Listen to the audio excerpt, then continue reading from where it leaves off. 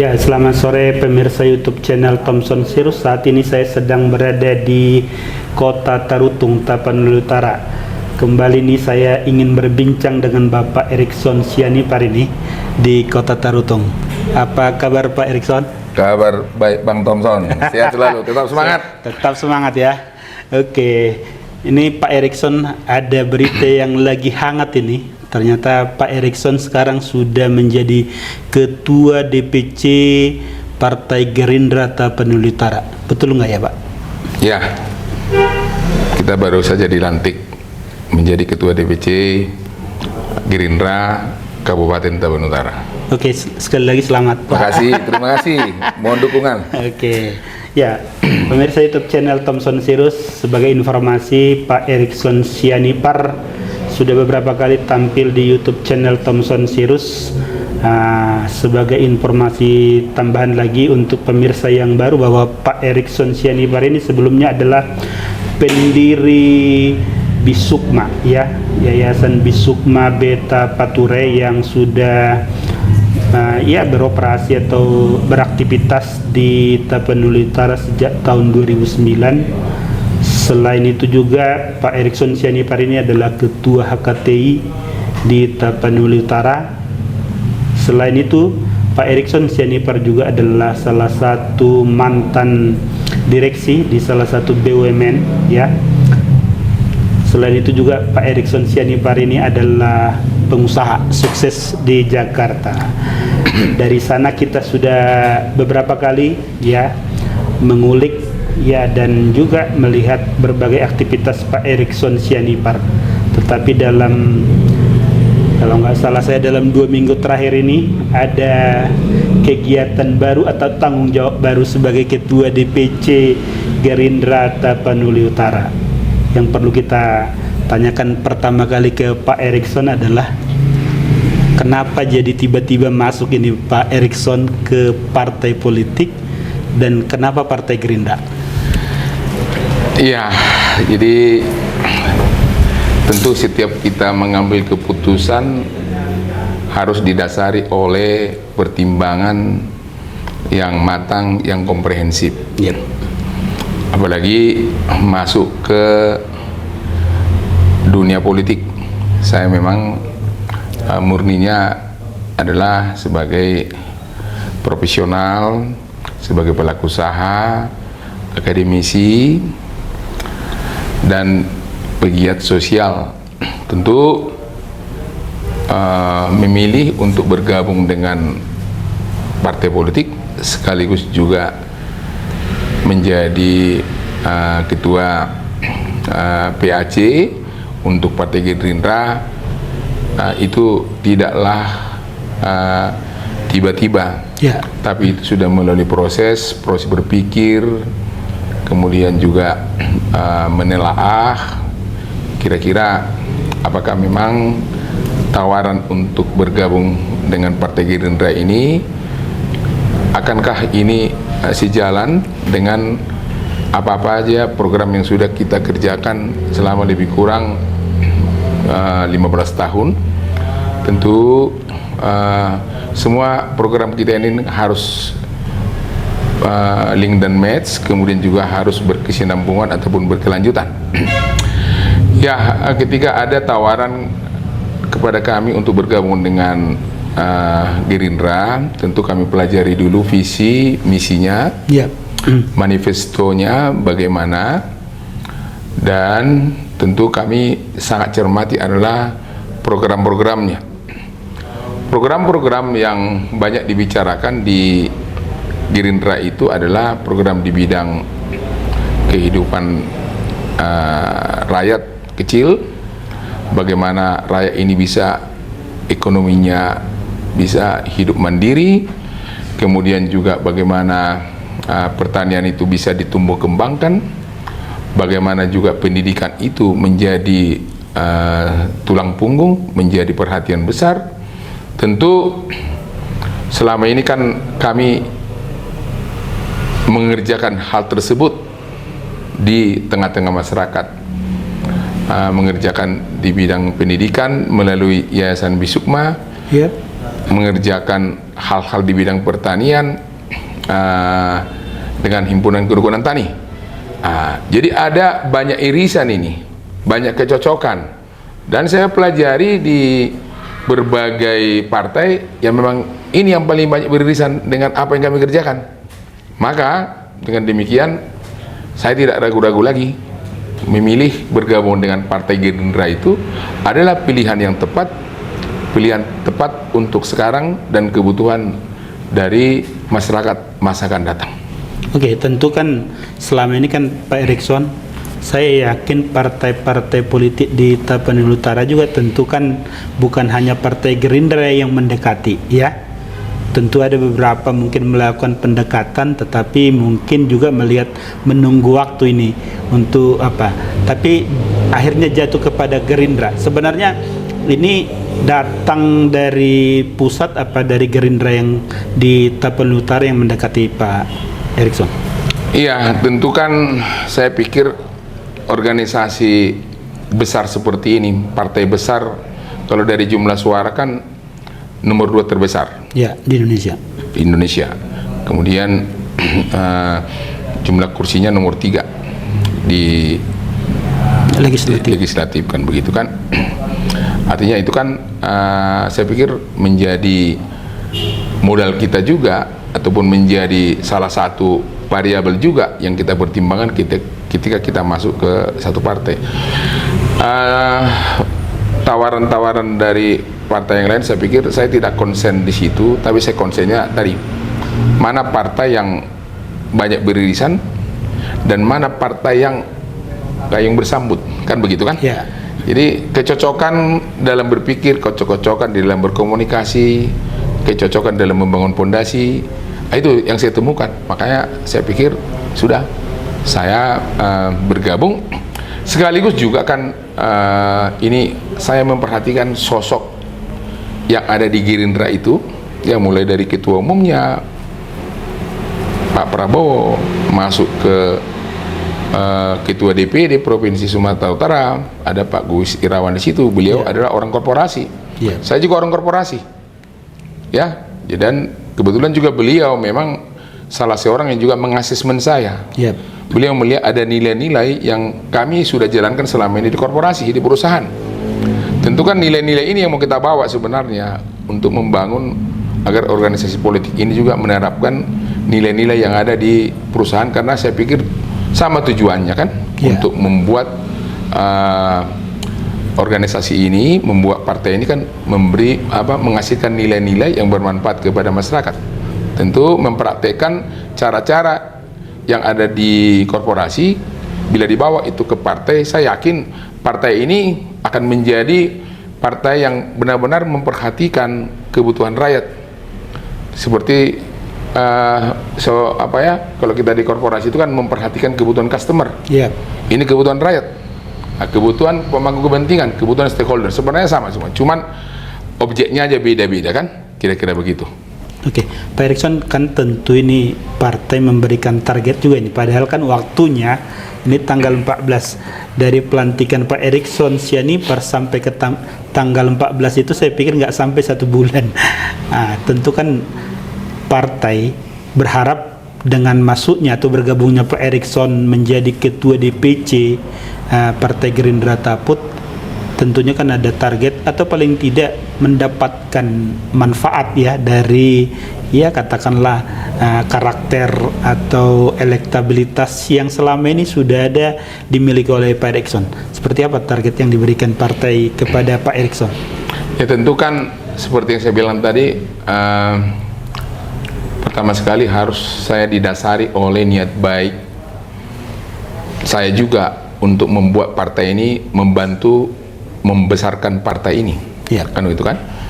Tentu saya juga harus mengikuti apa-apa aja arahan dari DPP ya, apa yang harus kita kerjakan. Tentu dari sana ada yang short term, ada yang middle term, ada yang long term.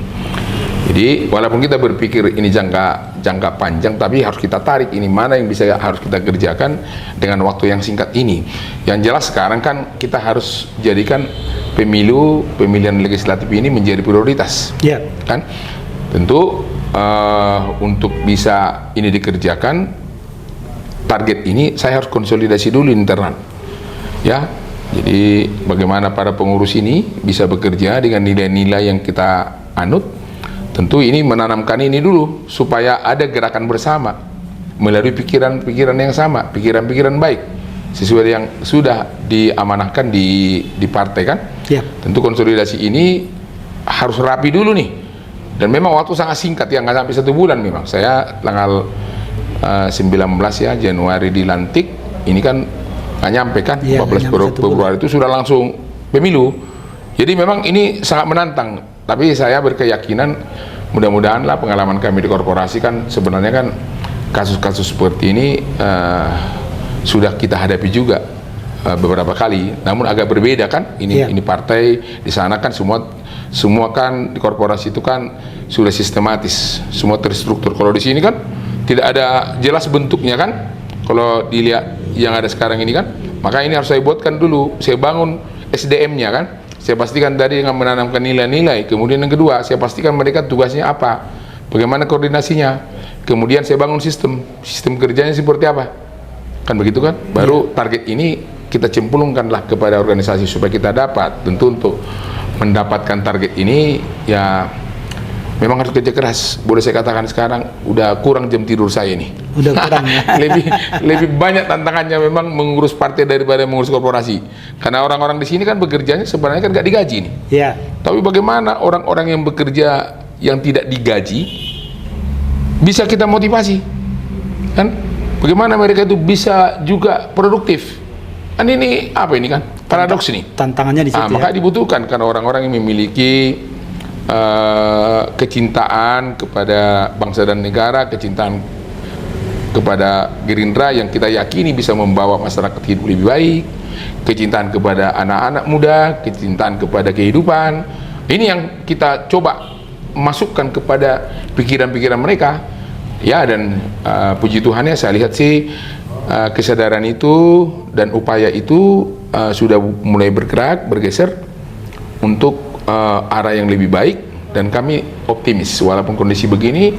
Saya sebagai seorang sebagai pemimpin di PAC ini harus juga pertama harus memberikan teladan kepada mereka. Saya harus tetap bersemangat kan, menuntun mereka, mendampingi mereka. Nah, kalau begini organisasi kan nggak boleh kita hanya memimpin lagi, kita tidak lagi hanya berdiri di depannya, harus ada di tengah mereka, ada di belakang mereka kan. Ketika mereka bisa bekerja, kita ada di tengah-tengah.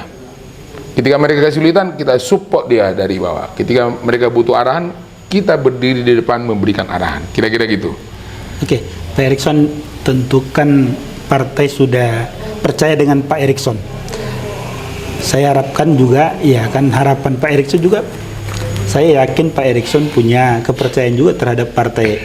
Pasti. Sebaliknya kan seperti itu. Mengapa Pak Erikson mengambil keputusan untuk bergabung dengan Gerindra?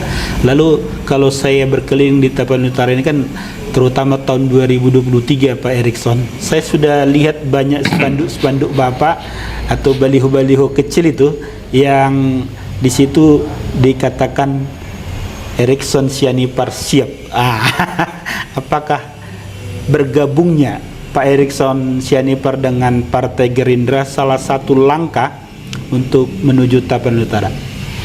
Ya, kalau siap sih setiap tahun kita harus siap. Siap. Kan? Siap memberikan yang terbaik kepada masyarakat. Kan? Melalui berbagai cara, ya, berbagai program. Tentu khusus untuk 2024 ini menjadi tahun yang sangat menentukan, saya pikir, untuk seluruh daerah, untuk juga bangsa dan negara. Ya. Maka kami ingin juga program-program yang kami kerjakan selama ini melalui Bisukma, melalui Himpunan Kerukunan Tani, ini berkelanjutan. Tentu kan untuk berkelanjutan ini kami harus memperluas kerjasama, ya, memperluas juga otoritas, kewenangan gitu kan. Karena kalau semakin luas wewenang kita, maka semakin banyak juga yang bisa kita putuskan. Semakin bisa juga lebih cepat program-program kita ini bisa tereksekusi. Tentu dengan kami bergabung dengan Gerindra ini, maka kita memiliki tambahan lagi wadah nih. Kan selama ini kan Himpunan Kerukunan Tani, Bisukma, kan, terus kita masuk ke Gerindra partai politik. Tentu kalau kita kombinasikan nanti ini wadah ini, ya saya nggak bisa bayangkan ini akan terjadi percepatan. Apa yang kita pikirkan selama ini, kan sudah lebih banyak mikirin, sudah lebih banyak mendukung, kan? Nah tentu harusnya impian-impian kita itu bisa lebih cepat terwujud. Nah tentu ke depan kan masih ada lagi sejumlah langkah-langkah yang harus kita kerjakan. Tentu langkah-langkah ini kita harus juga definisikan, harus kita pastikan langkah-langkah ini adalah untuk kebaikan masyarakat. Kami juga sebenarnya melihat ini adalah sesuatu juga cara kita untuk membangun suatu wilayah dengan konsep kita harus berkolaborasi dengan organisasi manapun sepanjang organisasi itu memberikan manfaat kepada bangsa dan negara. Ya, kami tidak menjadi eksklusif. Kan Gerindra ini kan inklusif. Kita membuka diri, katakanlah dalam suatu waktu datang dari partai lain mau kerjasama, ataupun kami memang sudah berniat untuk terus membangun kerjasama dengan partai-partai lain. Kan? Tapi dimulai dulu kami menyamakan dulu cara berpikir kita dengan Koalisi Indonesia Maju. Kan ini kan kita dalam satu koalisi ini kan. Ini dulu kan kita coba samakan dulu derap langkah kita. Ya tentu partai-partai lain juga saya sangat yakin kalau mereka berpikir untuk kemajuan bangsa dan negara, harusnya sih ya kita juga bisa segera duduk bersama untuk mendefinisikan, untuk menyiapkan program-program apa yang terbaik untuk bangsa dan negara.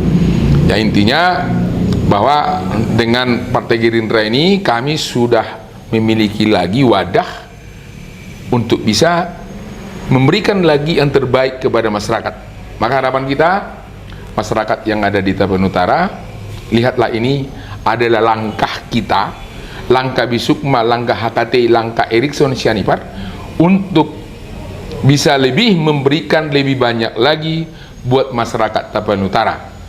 Percayalah bahwa apa yang kita kerjakan selama ini kan supaya cakupannya lebih luas, supaya dampaknya lebih luas, supaya anak-anak yang selama ini kita sapa, yang kita didik bisa lebih luas, lebih banyak yang mendapatkannya.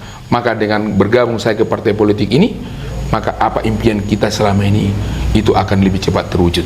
Kira-kira. Artinya bisa saya simpulkan ini bergabungnya Pak Erickson Sianipar ke Partai Gerindra salah satu strategi Pak Erickson ya untuk membangun Tapan Utara. Ya tentu semakin banyak yang kita ajak untuk bisa merealisasikan pikiran-pikiran kita akan menghasilkan akselerasi, menghasilkan percepatan. Tentu dengan kami bergabung dengan Gerindra, saya berkeyakinan, saya sangat trust nih bahwa Gerindra inilah ya salah satu dari sejumlah wadah yang saya yakini bisa mempercepat, akan begitu. Jadi begitu saya sudah gabung, saya lihat masyarakat ini kan sangat respon. Ya kalau berbeda pilihan partai itu biasa itu kan. Biasa itu mau partai A, partai B, partai Gerindra itu biasa kan begitu kan.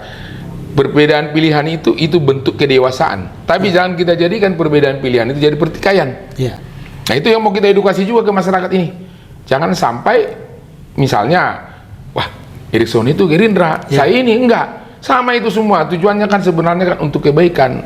Saya juga memilih ini kan karena saya yakin ini untuk membawa juga kebaikan untuk masyarakat Tapan Utara, kan begitu. Jadi tidak usah kita polemikkan itu perbedaan partai, tapi lihat bahwa kita memiliki semangat yang sama untuk memperbaiki Tapan Utara.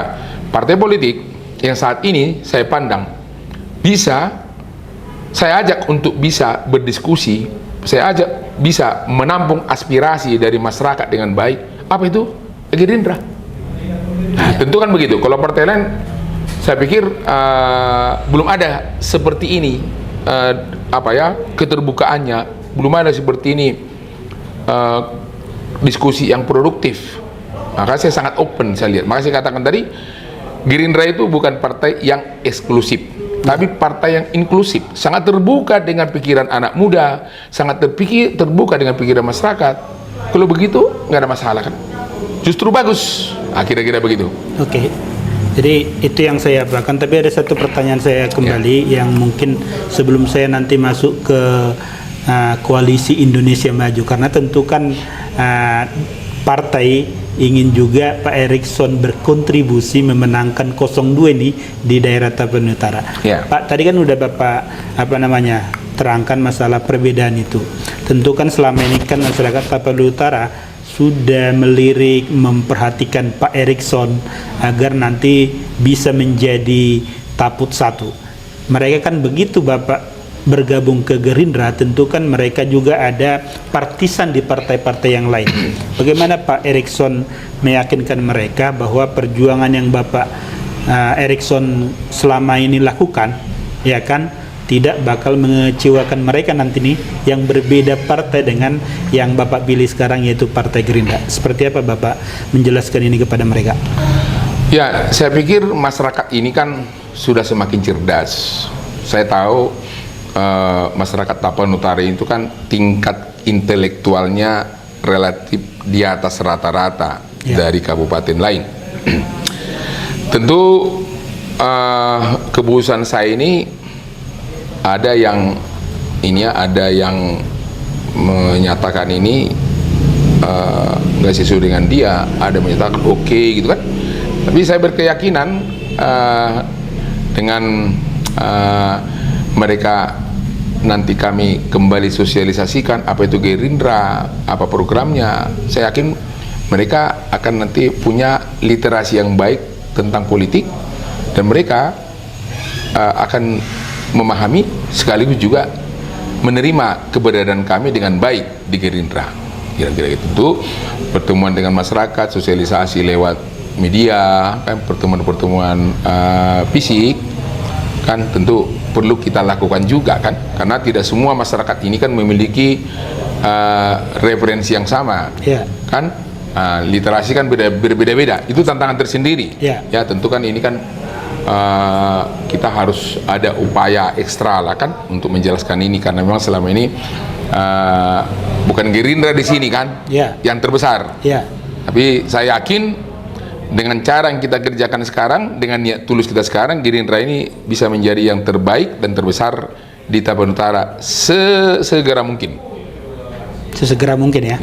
Oke, Pak Erickson, sebelum kita nanti masuk, karena saya yakin dengan bergabungnya Pak Erickson ke Partai Gerindra, ini satu langkah lebih maju lagi nih. Ada perahu untuk menuju taput satu. Tapi sebelumnya itu saya ingin berbicara tentang koalisi Indonesia Maju dulu nih. Pastikan Pak Prabowo dengan Gibran ingin menang juga ini di Tapanuli Utara, karena Jokowi Maruf Amin tahun 2019 kalau nggak salah Tapanuli Utara itu sekitar 95% kemenangan di Tapanuli Utara. Tentu kan berharap ini suara pencinta Jokowi, ya kan, berharap berlabuh ke Pak 02 lah. Sementara kan ini juga basis daripada merah. Seperti apa semacam tugas yang diberikan oleh partai kepada Bapak untuk memenangkan 02 itu?